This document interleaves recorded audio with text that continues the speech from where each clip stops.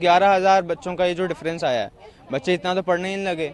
NTA बार बार contradictory statement दे रहा है। जिस दिन एग्जाम था उस दिन बोला कि एक ही जगह पेपर लेट हुआ है, बाकी जगह हमने स्मूथली कंडक्ट किया है। और जिस दिन रिजल्ट आया उसके कुछ दिनों बाद बोल रहा है कि 6 जगह पर पेपर की टाइमिंग गड़बड़ हुई थी। तो बार बार अपनी बात से मतलब वो पलट रहा है। इन लोगों ने बस गुमराह करने की कोशिश की है, क्योंकि 3,000 रैंक जो मैं एक्सपेक्ट कर रहा था, इस बार मेरे 671 मार्क्स थे, इस बार 14,000 है वो रैंक गई है। तो 11,000 बच्चों का ये जो डिफरेंस आया है, बच्चे इतना तो पढ़ने ही नहीं लगे। क्योंकि पिछली बार 2400 रैंक थी, इस बार 14,000 है। वो तो हर बार बच्चे पढ़ते हैं तो हर बार हल्की फुल्की कट ऑफ आगे बढ़ती है। लेकिन इस बार जो इन्हें किया है, ग्रेस मार्क्स का जो ये कह रहे हैं, उसमें 790 बच्चों ने क्वालिफाई किया है। क्वालिफाई में मतलब 600 प्लस नहीं होता, क्वालिफाई मतलब 164 से ज़्यादा मार्क्स होता है। तो 600 प्लस के बच्चे 50-100 होंगे, तो 50-100 रैंक कम, अब 14,000 जो रैंक है वो 13,950 हो जाएगी। उससे तो कुछ फ़ायदा ही नहीं होगा ना। उनकी 3,000 है, तो पेपर लीक क्या वो है मेन, इनने ग्रेस से पता नहीं क्यों ये लोग आ गए। तो आपकी क्या मांग है? पेपर लीक पे सीबीआई इन्वेस्टिगेट करे तो पता लग जाएगा, क्योंकि बिहार में एफआईआर हुई है, गुजरात में भी एफआईआर हुई है, कहीं पर प्रिंसिपल्स भी पकड़े गए हैं जहाँ पे ओएमआर टीचर्स भर रहे थे।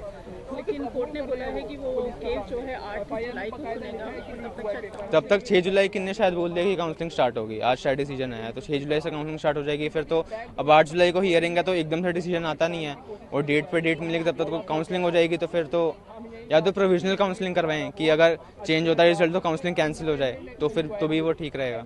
वो तो ठीक है कि 15,000 का या 16,000 का ग्रेस मार्क्स के लिए हो रहा है, लेकिन हमने और एक्सपेक्ट किया था, क्योंकि हमें क्लियरली पता है कि 16,000 से ज़्यादा अमाउंट है जिसमें ग्रेस मार्क्स दिए गए हैं। एक साल के अंदर इतना इन्फ्लेशन हो ही नहीं सकता। जैसे मेरे मार्क्स आए हैं 670 में मेरी रैंक एक्सपेक्टेड थी पिछले साल के ट्रेंड्स को देख के 3,000 के अराउंड, लेकिन इस बार आई है 15,000 रैंक, जो इतनी हाई कभी एक्सपेक्टेड ही नहीं थी, किसी ने सोची नहीं थी कि 5 टाइम्स इन्फ्लेशन हो जाएगा। तो इस पे हमें क्लियरली लग रहा है कि कुछ ना कुछ तो हुआ है। ये 1500 से ज़्यादा अमाउंट है जिसमें ग्रेस मार्क्स दिए गए हैं।